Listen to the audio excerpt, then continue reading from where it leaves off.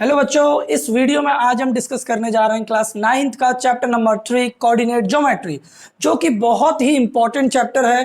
Future के point of view से geometry का बेस है।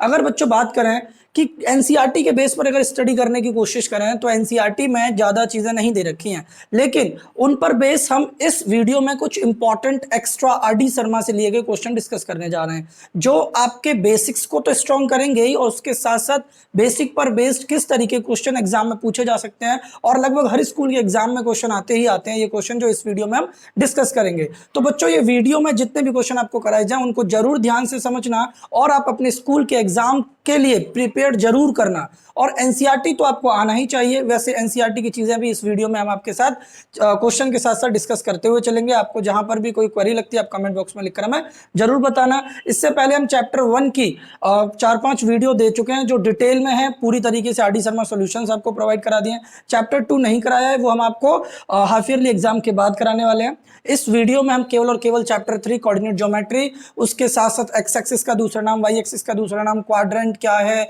ये सब बातें हम इस वीडियो में डिस्कस करने जाएंगे। और ट्रायंगल का एरिया हम किस तरीके से निकाल सकते हैं वह भी स्टडी करेंगे। So students, let we start the video.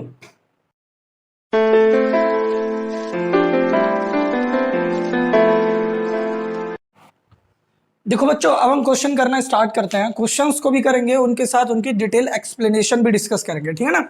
तो आप वीडियो में बने रहिएगा। देखिए पहला question, the point of intersect of the coordinate axis is. सबसे पहले आप ये समझिए बच्चों कि ये आपकी हॉरिजॉन्टल एक्सिस होती है जिसको हम एक्स एक्सिस कहते हैं, ये आपकी वर्टिकल एक्सिस होती है जिसको हम वाई एक्सिस कहते हैं, और ये एक्स डैश और ये वाई डैश होता है। ये एक्स का पॉजिटिव पार्ट, ये एक्स का नेगेटिव पार्ट, ये वाई का पॉजिटिव और ये वाई का नेगेटिव।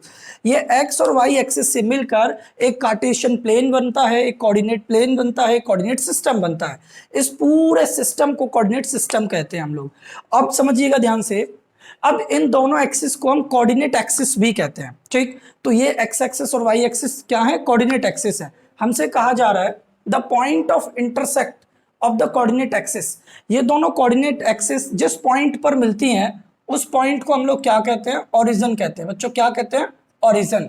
तो यहाँ इसका करेक्ट आंसर क्या हो जाएगा? ओरिजिन। जहां पर कोऑर्डिनेट एक्सिस मिलती हैं उसे हम ओरिजिन कहते हैं। इसके बाद बच्चों ये बात भी समझिएगा, ये आपका फर्स्ट क्वाड्रेंट होता है, ये सेकंड क्वाड्रेंट, ये थर्ड क्वाड्रेंट और ये फोर्थ क्वाड्रेंट। बच्चों होता क्या है कि जो कार्टेशियन प्लेन है इसको एक्स एक्सिस और वाई एक्सिस चार इक्वल पार्ट्स में, चार पार्ट्स में डिवाइड करते हैं जिनको हम क्वाड्रेंट कहते हैं। तो बच्चों ये आपको जो दिख रहा है इसको हम क्वाड्रेंट, ये चार क्वाड्रेंट है, ये पहला, ये दूसरा, ये तीसरा और ये चौथा। पहले क्वाड्रेंट में बच्चों क्या होता है? एक्स एक्सिस भी पॉजिटिव होती है और वाई एक्सिस भी पॉजिटिव होती है, इसलिए पॉजिटिव और पॉजिटिव दोनों का साइन कैसा होगा? पॉजिटिव। लेकिन बच्चों अगर सेकंड क्वाड्रेंट की बात करें तो एक्स नेगेटिव होता है और वाई पॉजिटिव होता है। थर्ड क्वाड्रेंट की बात करें बच्चों, एक्स भी नेगेटिव होता है और वाई भी नेगेटिव होता है। और फोर्थ क्वाड्रेंट की बात करें बच्चों, एक्स पॉजिटिव होता है और वाई नेगेटिव होता है। बच्चों ऑलवेज रिमेंबर कि एक्स वाला जो कोऑर्डिनेट है वो पहले लिखा जाएगा, वाई वाला कोऑर्डिनेट बाद में लिखा जाएगा। जैसे यहाँ एक्स ये वाई, ये एक्स ये वाई, एक्स ये वाई और एक्स ये वाई। अब बच्चों सेकंड क्वेश्चन पर चलते हैं। The abscissa and coordinate ordinate of the origin. बच्चों पहली बात तो ये समझिए, ये एब्सिसा और ये ऑर्डिनेट क्या होता है। बच्चों एक बात ध्यान समझना, ये एक्स एक्सिस है ना, इसको हम हॉरिजॉन्टल एक्सिस भी कहते हैं और इसका एक और नाम होता है एब्सिसा। इस एक्स एक्सिस का एक और नाम क्या होता है? एब्सिसा। और इस वाई एक्सिस को हम वर्टिकल एक्सिस भी कहते हैं और ऑर्डिनेट भी कहते हैं। बच्चों आपने यो यो हनी सिंह का नाम तो सुना होगा ना, तो यो से नाम याद रखना, यो यो मतलब वाई ओ, वाई एक्सिस को ऑर्डिनेट, वाई एक्सिस को ऑर्डिनेट।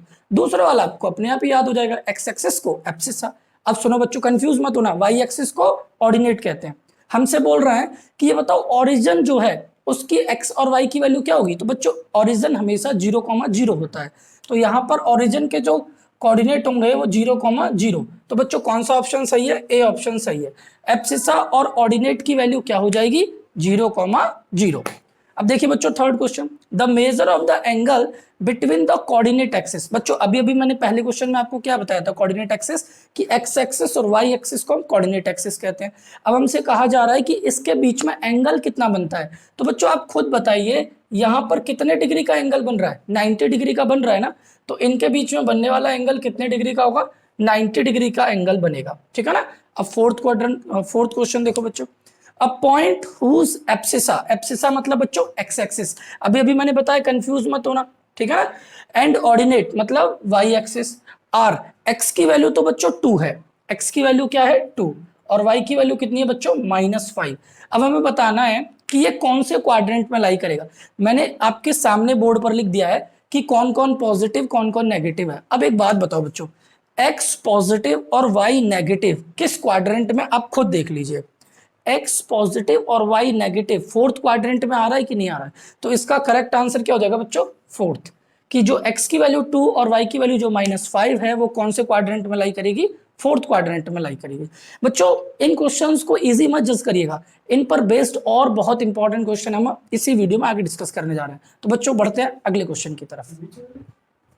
देखो बच्चों, अब हम बढ़ते हैं क्वेश्चन नंबर 5 की तरफ। देखो जैसा कि क्वेश्चन नंबर 5 में आपको दिख रहा है कि पॉइंट्स -4,0 और 7,0, इसमें कहीं ना कहीं आपको दिख रहा होगा कि ये वाई वाला कोऑर्डिनेट 0 है। तो बच्चों एक बात ध्यान रखना, जैसे कि अगर मैं आपके सामने एक कार्टेशियन प्लेन बनाता हूं बच्चों, तो इस में अगर आप देखोगे, जैसे ये 1 है, ये 2 है, ये 3 है, -1 है, -2 है, -3, 1 2 3, -1 -2।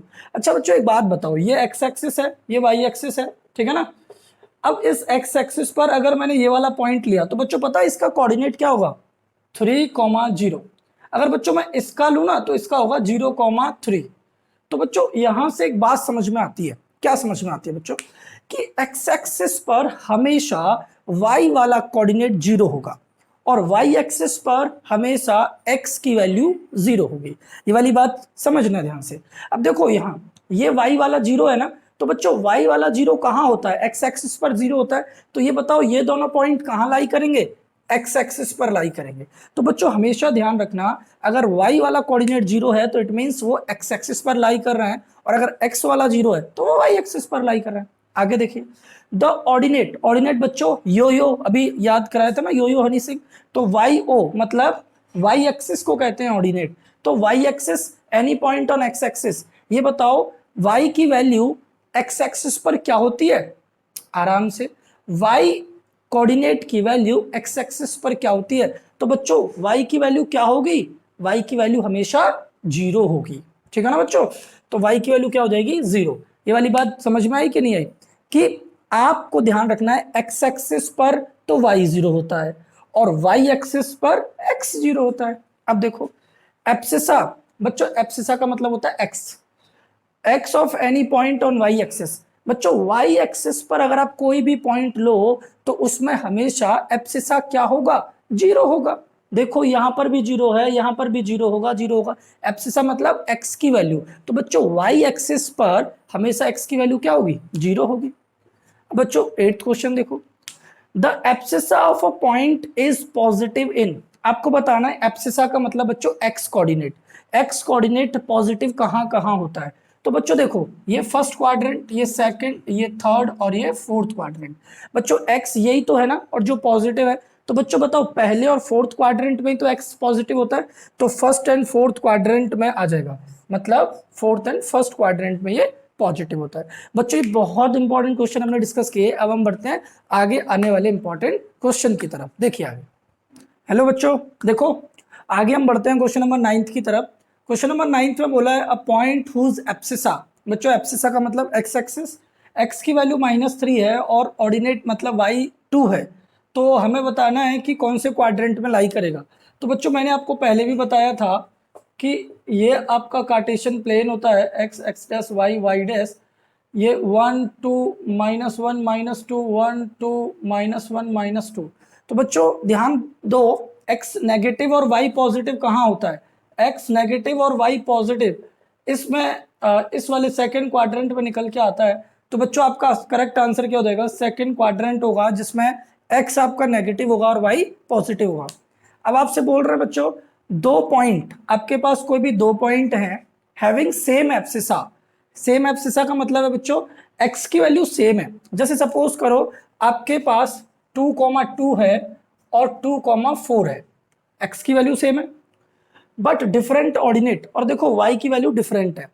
अब आपको बताना है कि क्या ये एक्स एक्सिस पर लाई करेंगे, नहीं करेंगे, क्योंकि एक्स पर लाई वही करता है जिसका वाई जीरो होता है। क्या ये वाई एक्सिस पर लाई करेंगे, नहीं करेंगे, वाई पर वही लाई करता है जिसका एक्स जीरो होता है। क्या line parallel to y axis, क्या ये उस लाइन पर लाई करेंगे जो वाई के पैरेलल होगी, ये चेक करना पड़ेगा। तो बच्चों देखो, सबसे पहले आप क्या करो, कार्टेशियन प्लेन बना लो। देखो x x dash y y dash, 1 2 3 4, 1 2 3 4। अब बच्चों ये देखो 2,2 कहाँ आता है, तो देखो 2,2 यहाँ आता है, और 2,4 कहाँ आता है, यहाँ आता है। तो बच्चों ये एक सीधी लाइन बनेगी कि नहीं बनेगी। तो अब ये बताओ बच्चों, ये किसके पैरेलल है, वाई के पैरेलल है या नहीं है। तो a line parallel to y axis. तो बच्चों ये वाली बात आप ध्यान रखना, ये थोड़ा सा इंपॉर्टेंट क्वेश्चन है कि जब भी एब्सिसा हमारा सेम है और ऑर्डिनेट बदल रहा है, तो इसका मतलब वो line parallel to y axis होगी। इसका रिवर्स आप अपने हिसाब से जज कर लेना। अब बच्चों देखो अगला, the perpendicular distance of the point P 4,3। कोई भी एक पॉइंट है बच्चों 4,3, तो इसमें देखो 4,3 हम रिप्रेजेंट करते हैं। देखो बच्चों x की वैल्यू 4 होनी चाहिए और y की वैल्यू 3 होनी चाहिए, तो ये वाला पॉइंट ये होगा। अब आपसे कह रहे हैं कि इस 4,3 का ना आपको आंसर बताना है। ऐसे बताना है बच्चों कि परपेंडिकुलर डिस्टेंस बताओ x एक्सिस से। तो बच्चों x एक्सिस यही है ना, यहां से आपको इस पॉइंट का परपेंडिकुलर डिस्टेंस बताना है बच्चों, ये डिस्टेंस बताना है। तो बच्चों देखो ये कितना डिस्टेंस है, तो यहां से यहां तक कितनी लेंथ है, 3 यूनिट ना, तो ये कितनी हो जाएगी, 3 यूनिट। तो बच्चों आपको आंसर आ जाएगा 3। एक बात बताऊं मैं आपको, आप हमेशा ध्यान रखना, अगर आपसे x एक्सिस से पूछ रहे हैं तो y की वैल्यू आंसर आती है, और अगर y एक्सिस से पूछा जाए तो x की वैल्यू आंसर आती है। अब देखो, the perpendicular distance of the point P from y axis. बच्चों y एक्सिस से पूछ रहे हैं ना, तो जो x की वैल्यू होगी वही आंसर होगा, और यहाँ x की वैल्यू क्या है, 4, तो आपका आंसर क्या आ जाएगा, 4। फिर भी अगर आप समझना चाहते हैं तो इधर समझिए, देखो ये वाला पॉइंट यही है, इसका ये डिस्टेंस बताओ बच्चों, y एक्सिस से कितना डिस्टेंस है। तो देखो ये कितना है, 4 यूनिट ना, इसलिए बच्चों 4 यूनिट आंसर आ गया। ठीक है ना, बहुत इंपॉर्टेंट क्वेश्चन है, ये क्वेश्चन आना आपको बेहद जरूरी है, जब भी आप अपने एग्जाम में आउट ऑफ आउट स्कोर कर सकते हो। चैप्टर को कमतर आंकने की गलती मत करना, ये आपके बेसिक्स को चेक करने वाला चैप्टर है कि आपको चीजें समझ में आई है कि आपने रटी हैं। अभी थोड़े से और इंपॉर्टेंट 2-4 क्वेश्चन है, उन्हें और डिस्कस कर लेते हैं। अभी बढ़ते हैं आगे इस वीडियो में। देखो बच्चों, अब हम बच्चे कुछ इंपॉर्टेंट क्वेश्चन और डिस्कस करने जा रहे हैं इस वीडियो में। अभी 3 क्वेश्चन और बचे हैं जो कि बहुत इंपॉर्टेंट क्वेश्चन है, जो अभी तक डिस्कस किए हुए क्वेश्चन है उनसे भी ज्यादा इंपॉर्टेंट क्वेश्चन है, तो ध्यान से समझना आप, ठीक है ना। क्वेश्चन में बोला है the distance of the point P, कोई पॉइंट है जिसके कोऑर्डिनेट 4,3 है। इस पॉइंट P का पहले लोकेट करते हैं, 1 2 3 4 5, 1 2 3 4। अब ये 4,3 है, तो बच्चों x 4 है और y 3 है, तो ये पॉइंट P है 4,3। ये बताना है कि ये यहां से ओरिजिन से कितना दूर है। तो बच्चों ओरिजिन से कितना दूर है, देखो ध्यान से, 4 और 3 इसका आंसर नहीं होगा, बात समझना। आप क्या करोगे, यहां से एक परपेंडिकुलर लाइन डालोगे नीचे। अब एक बात बताओ बच्चों, ये कितना है, 4, तो यहां से यहां तक है 4, और बच्चों यहां से यहां तक कितनी वैल्यू है, तो देखो ये कितना है, 3 यूनिट, तो ये आ जाएगा 3। अब बच्चों इसमें आप क्या करोगे, पाइथागोरस थ्योरम लगा दोगे। पाइथागोरस थ्योरम आपने क्लास 8th में भी पढ़ी होगी बच्चों। ये 90 है, तो 90 के सामने वाला ये हाइपोटेनियस होता है, और ये बेस होता है, और ये परपेंडिकुलर होता है। तो बच्चों हाइपोटेनियस का स्क्वायर बराबर perpendicular square plus base square, तो 3 का स्क्वायर प्लस 4 स्क्वायर 9 प्लस 16। तो बच्चों 25 किसका स्क्वायर होता है, तो 5 का स्क्वायर होता है। तो बच्चों हाइपोटेनियस की वैल्यू कितनी आ जाएगी, 5, और ये ओरिजिन से डिस्टेंस कितना निकल के आ जाएगा, 5 यूनिट। आपका करेक्ट आंसर आ गया। अब देखो बच्चों, the area of the triangle formed by the point A B and C. A B C को मिलाकर एक ट्रायंगल बनता है, उसका एरिया हमें निकालना है। बहुत आसान है, देखो ध्यान से, आप क्या करो, ऊपर से थोड़ा सा स्पेस बना लेते हैं, तो ऊपर वाले क्वेश्चन को रिमूव कर देते हैं। आप इजिली तरीके से वीडियो को पॉज करके नोट कर लीजिए, ठीक है ना। अब देखो, अभी इस क्वेश्चन को करने के लिए हम थोड़ा सा स्पेस बनाते हैं, जिसमें कि हमें क्या करना है, हमें एक ट्रायंगल बनाना है, ठीक है ना बच्चों। तो देखो ट्रायंगल बनाते हैं। आपने पहले x लिया, x डैश लिया, y लिया और y डैश लिया। अब देखो बच्चों, पहले 2,0 है, तो आप ऐसा करिए 1 2 3 4 5 6 7, 1 2 3 4 5। अब देखो x की वैल्यू क्या है, 2, और y की वैल्यू क्या है, 0। तो x की वैल्यू 2 और y की वैल्यू 0, यही पॉइंट होगा x। और देखो ये तो हो गया आपका ए, और बी है 6,0। तो देखो x की वैल्यू 6 होनी चाहिए, 6 हो गई, और y की वैल्यू 0 होनी चाहिए, ठीक है ना। अब देखो c कितना है 4,6, तो देखो x की वैल्यू 4 और y की वैल्यू होनी चाहिए 6, तो बच्चों ये वाला पॉइंट हो जाएगा। अब इन तीनों को मीट करा दो और एक ट्रायंगल बना दो। अब देखो आपको इस ट्रायंगल का एरिया निकालना है, तो बच्चों एरिया का फॉर्मूला होता है half into base into height. अब एक बात बताओ बच्चों, बेस कितना है, तो ये कितना है बच्चों 4 यूनिट, तो ये कितना हो जाएगा 4।